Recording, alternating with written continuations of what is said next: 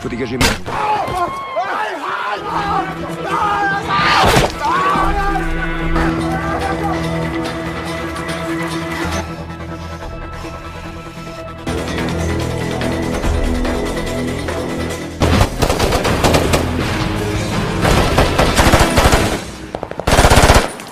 Go!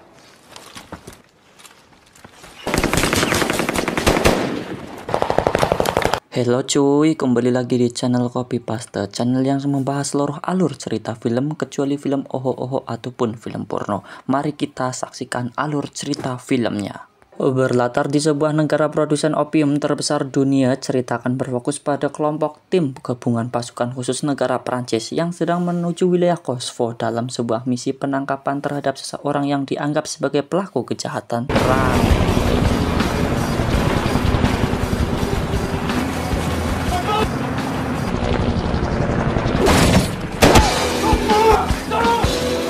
Dengan kombinasi penyergapan yang dilakukan lewat jalur darat dan udara, orang tersebut pun akhirnya berhasil ditangkap dan dibawa ke pusat komando sebelum nantinya akan diserahkan ke mahkamah internasional untuk diadili. Oops! I'm so sorry.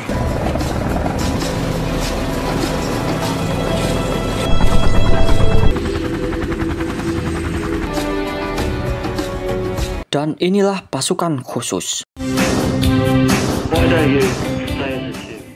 Di tempat lain kita akan diperlihatkan pada seorang wartawan berita asal Prancis. Ia bernama Elsa. Dia tengah meliput kesaksian tentang kisah kelam dari seorang perempuan warga asli pribumi yang bernama Maina. Ini orangnya, dimana konon kedua orang tua Maina tewas di tangan kelompok pemberontak. Sedangkan ia sendiri dijadikan budak yang kemudian dijual pada pemimpin kelompok tersebut. What connection to Zayef? It's to Zayef's family that I was sold. This is the last time. Can get you out, please. Come. Dan rupanya para pemberontak mengetahui apa yang diam-diam sedang Elsa lakukan. Sehingga pada saat itu juga Elsa pergi mengamankan diri bersama Amin yang berposisi sebagai juru kameranya. Akan tetapi upaya tersebut tidaklah berjalan mulus karena pada akhirnya para pemberontak pun berhasil menyandera keduanya.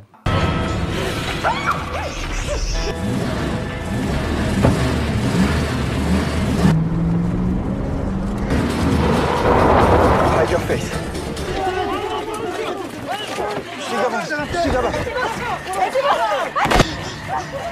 Beralih ke Prancis di mana kabar tertangkapnya Elsa langsung mendapat reaksi dari para petinggi di sana yang setelah melewati sebuah pertempuran darurat, maka Pak Presiden pun menginstruksikan jajaran militernya agar segera melakukan sebuah operasi rahasia dengan melibatkan komando pasukan elit Prancis yang tentunya sudah sangat terlatih dalam hal pembebasan sandera.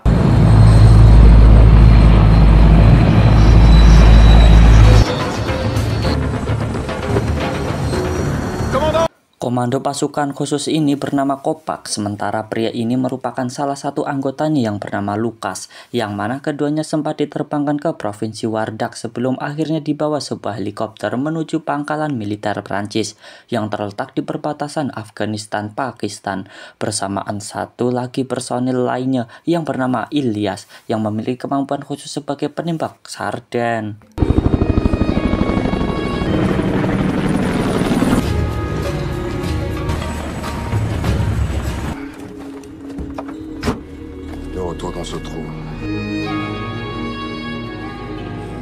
Tidak hanya 3 orang itu saja, pangkalan tersebut telah disiapkan juga 3 personel lagi untuk ikut bergabung dan Kopak sebagai komando regu segera mengadakan rapat singkat terkait misi yang sebentar lagi akan dijalankan. Di sisi lain diperlihatkan sebuah rekaman video ketika Elsa dan Amin tengah diinterogasi oleh pemimpin pemberontak yang bernama Jai. Ini bebangasnya. Sementara Pak Presiden yang warganya tewas di tangan Jai pun mengeluarkan perintah kepada Laksmana para agar pasukan Kopak segera diberangkatkan. Voilà, tu sais tout.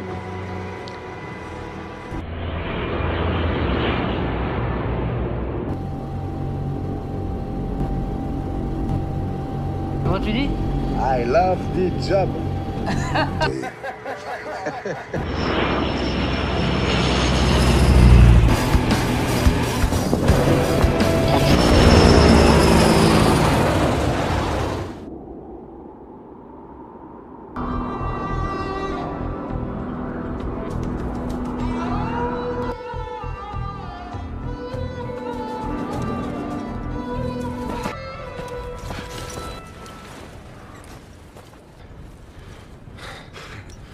Dalam waktu kurang dari setengah jam, Kopak CS berhasil menemukan lokasi di mana Elsa dan Amin disandra.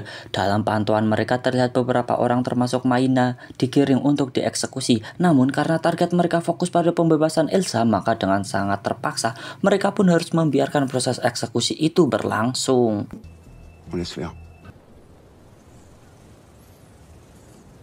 Setelah situasi dirasa aman, maka Kopak dan 4 anggotanya mulai merangsak masuk ke lokasi penyanderaan. Sementara Ilyas tetap berada di atas bukit sambil peluru satu persatunya ditembakkan dan berhasil melumpuhkan pergerakan musuh yang berpotensi menebar ancaman.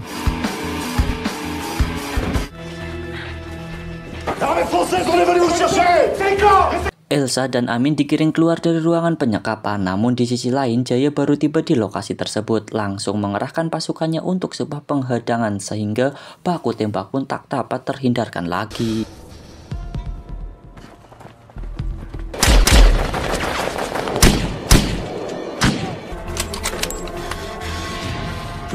Untuk sementara, perlawanan dari pihak Jaya berhasil diredam, yang dengan kesempatan itu, Kopak lantas menyuruh pasukannya menyusuri Bukit Rejal demi mencapai titik penjemputan.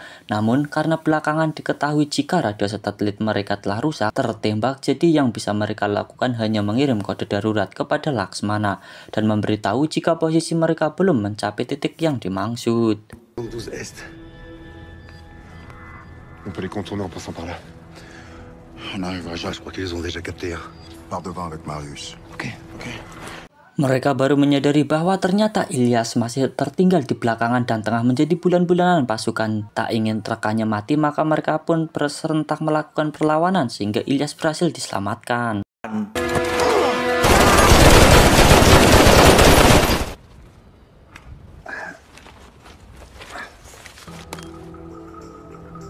Tiba di titik yang telah ditentukan, 2 unit helikopter bantuan pun bersiap-siap untuk segera menjalankan misinya. Sayangnya rencana tersebut tak luput dari serangan pasukan Jaya, yang mengakibatkan proses penjemputan itu gagal dilakukan.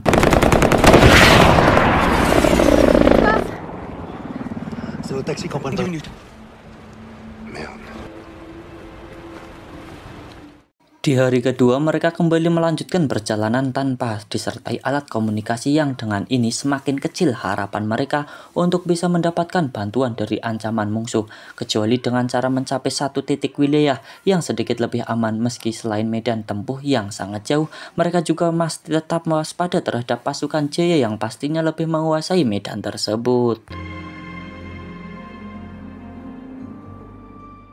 Singkat cerita, hari ketiga pun tiba persis ketika mereka tengah beristirahat dari perjalanan yang sangat melelahkan.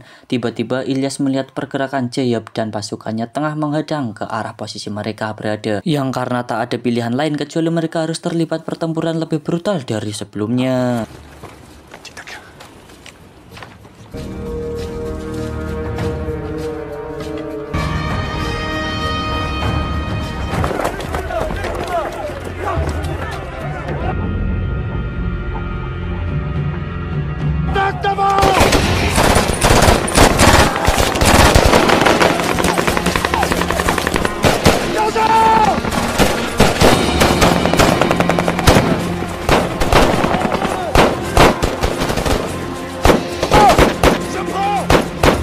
Skill tempur yang mereka miliki cukup untuk memukul mundur barisan depan pasukan Jaya yang membuat komandannya sangat murka. Sampai-sampai Jaya dengan kejamnya menghabisi salah seorang anak buahnya dan memaksa yang lainnya agar kembali melakukan pemburuan.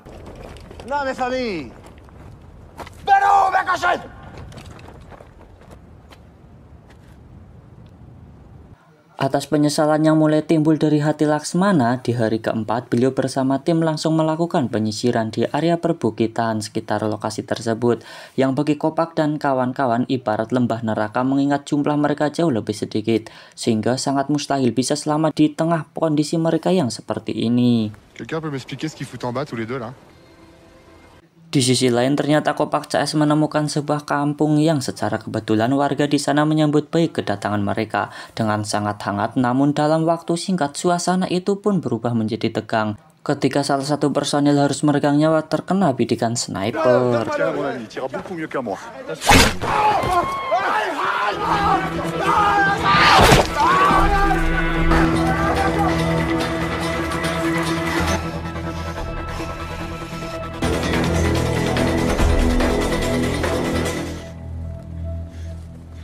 Meski Ilyas berhasil menembak mati sniper tersebut, namun terlihat betapa kepergian tadi meninggalkan luka mendalam bagi para personil lain, namun termasuk Amin yang bahkan terlibat memimpin doa saat pemakamannya.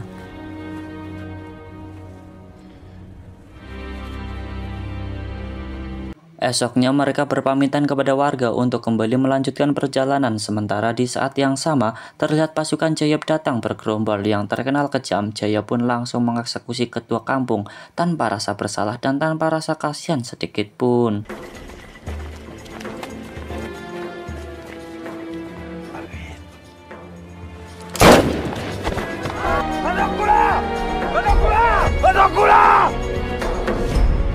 Di saat perbuatan terkutuk itu juga dilakukan anak buah Jayab terhadap warga lainnya, perlawanan datang dari Kopak CS. Ia memilih kembali ke pemukiman yang atas motivasi dari kematian seorang sahabat serta demi membalas budi kebaikan warga kampung, maka pertempuran hebat pun langsung dimulai.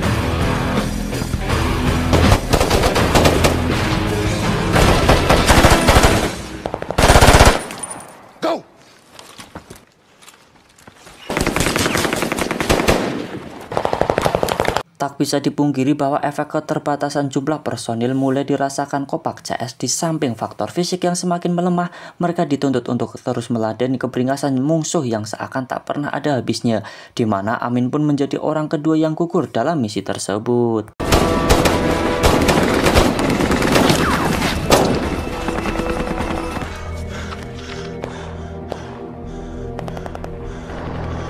Hal serupa juga dialami oleh Victor. Meski masih sempat diselamatkan oleh Lukas, akan tetapi kejadian itu cukup membakar api kemarahan Ilyas yang ketika rekan-rekannya lainnya disuruh mundur meninggalkan arena tempur, dia sendiri justru memilih tetap bertahan dan terus melindungi, memberi mereka jalan supaya bisa keluar dari sana.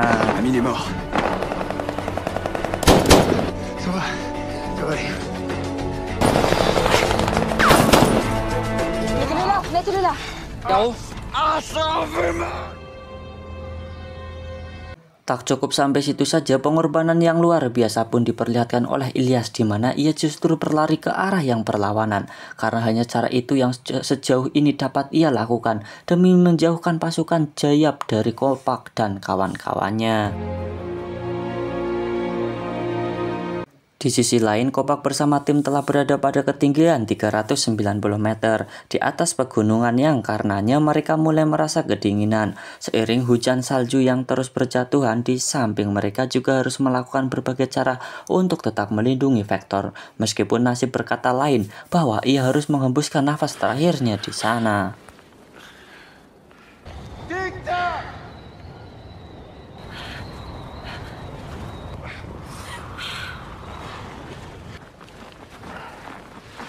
Kembali pada perjuangan Ilyas yang hingga detik ini masih terus berlari dari kejaran anak buah Jayab. Sesekali berhenti untuk mengatur nafas, lalu bangkit lagi untuk melanjutkan perlarian hingga sampailah Ilyas pada titik di mana kelelahan membuatnya tak kuasa lagi untuk terus berlari, dan inilah yang terjadi.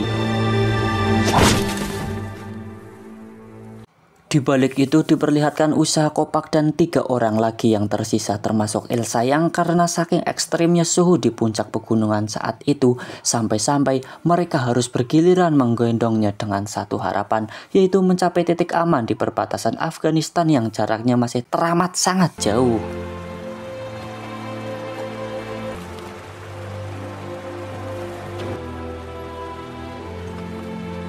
Setelah berhari-hari menempuh perjalanan, akhirnya mereka pun menemukan sebuah sungai yang bisa jadi merupakan petunjuk arah menuju titik yang dimaksud. Akan tetapi, mereka memilih jalan pintas melewati jalur perbukitan, di mana dalam kondisi fisik yang semakin melemah, mereka harus kembali dihadapkan dengan pasukan Jayab yang tiba-tiba datang menyerang.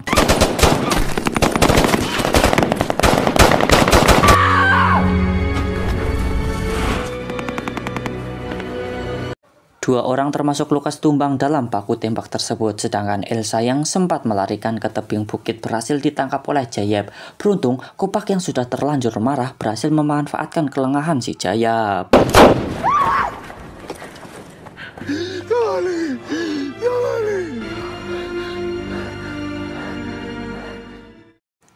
Kini yang tersisa Kopak, Elsa, dan satu lagi personil yang terluka. Kita sebut saja Samsul, dan terlepas dari pasukan Jayab yang telah semua ditumpas habis, mereka masih harus mendaki gunung menuruni lembah jauh 30 mil hingga sampai di titik tujuan. Tapi tiba-tiba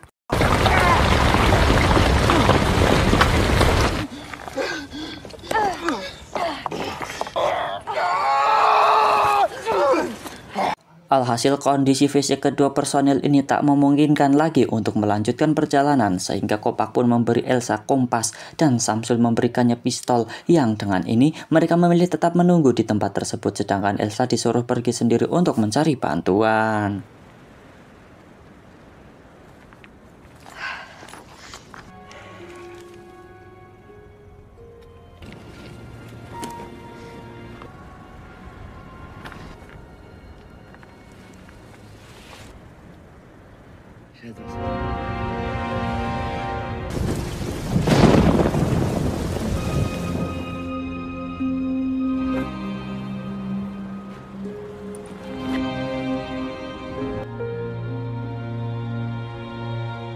Di hari ke-12, Elsa ditemukan oleh anggota dari tim Laksmana dalam keadaan pingsan, yang setelah sadar ia pun diminta untuk dipulangkan ke Prancis secepatnya. Namun Elsa lebih memilih tidak pulang sebelum Kopak dan Samsul berhasil diselamatkan.